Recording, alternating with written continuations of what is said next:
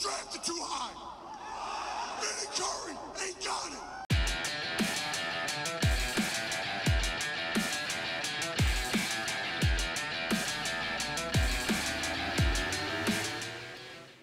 This fan base likes to bully and then get bullied.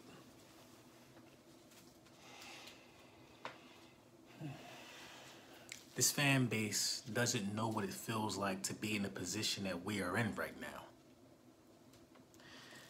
This fan base came to our city, desecrated our statue, came here, took photos like they were 1,000 deep, only 25 of them.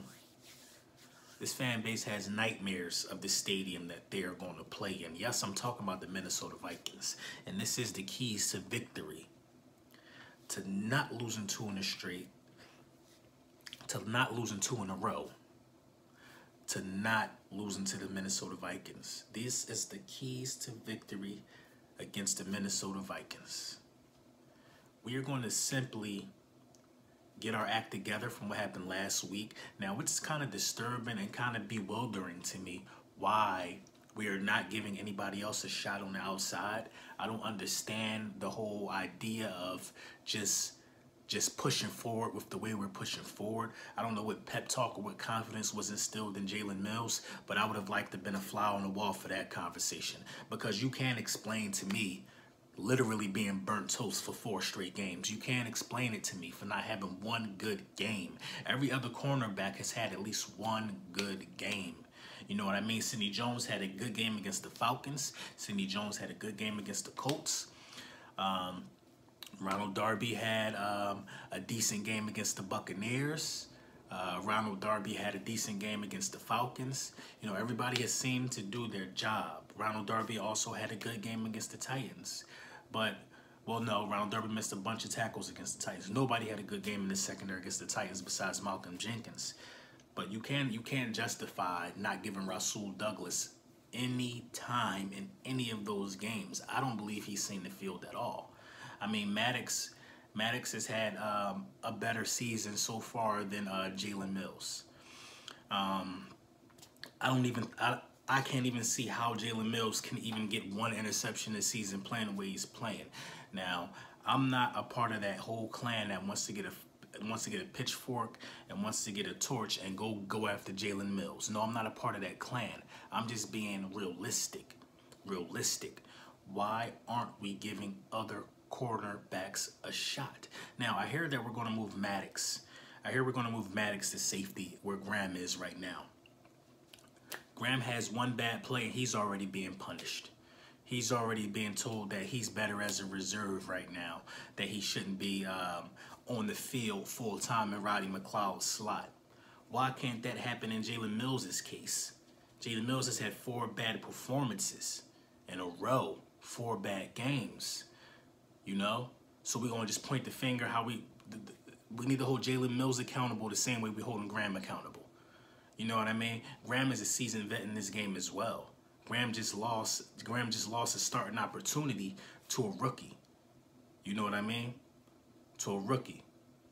I feel like Jalen Mills should be in that same boat to lose his starting opportunity to lose some reps to somebody else. Jalen Mills should lose some reps at least. You know what I mean? And hopefully that's the way they're going to go about that. So let's talk about the Minnesota Vikings right now. The Minnesota Vikings had a pretty dominant offensive day against the Rams last week. Pretty dominant offensive day. Now, if you look at how we've been playing lately and you look at how the Vikings looked explosive on offense, one would ask, how can we even begin to think we can win this game? No. Our problem is we've been playing down to the level of the competition. That's our problem. We've been playing down to the level of the competition, which is why we find ourselves at 2-2 right now.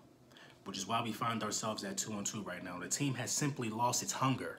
We've lost our hunger.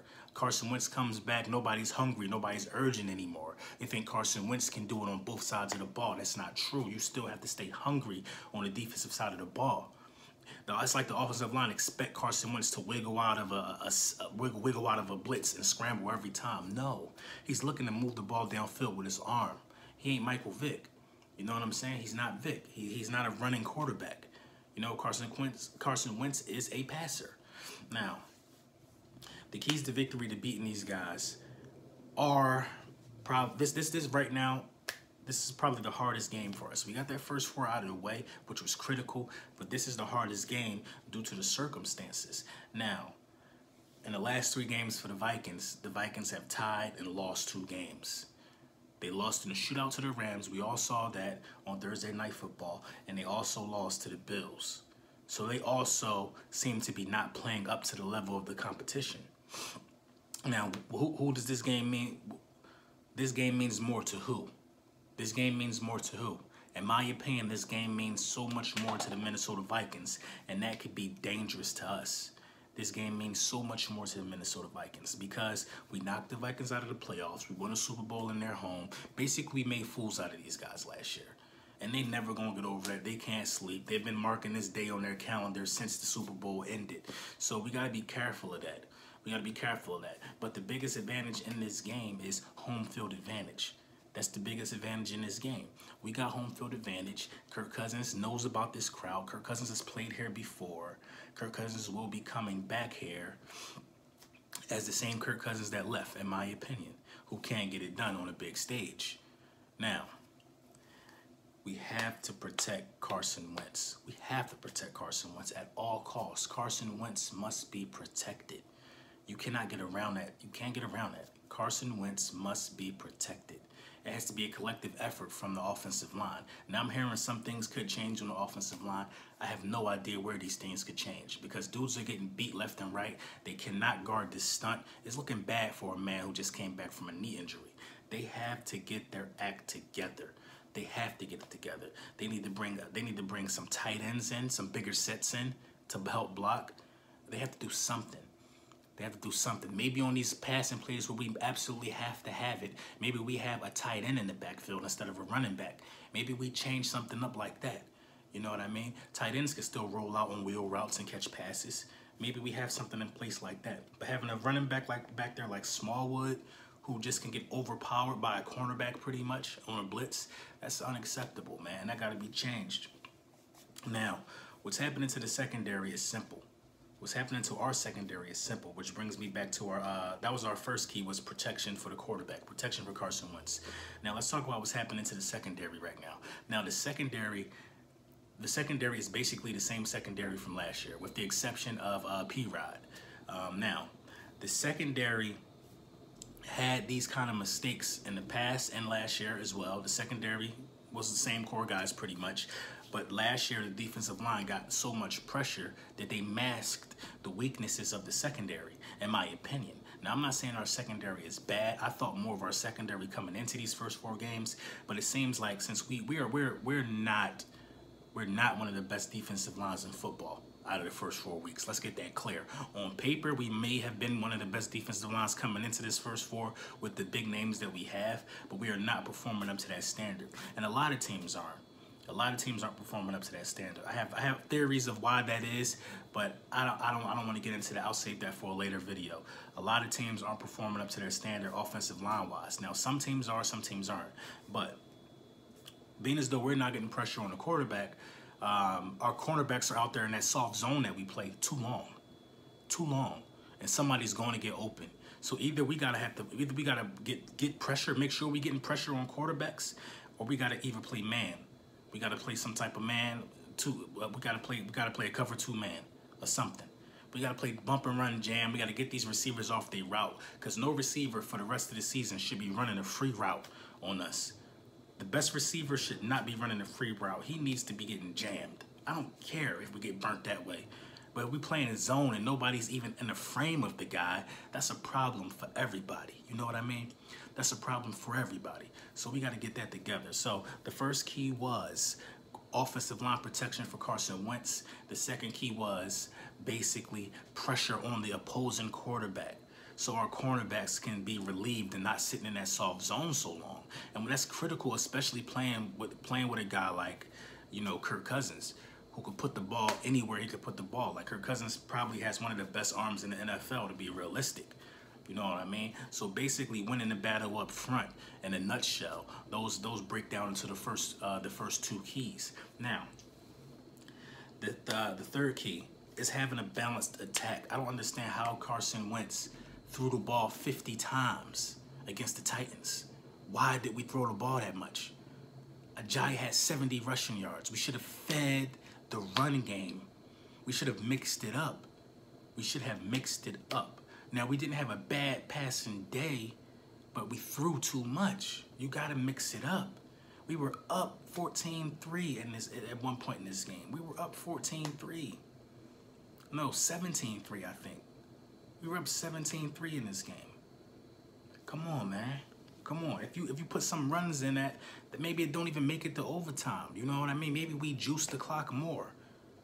Maybe we juice the clock more.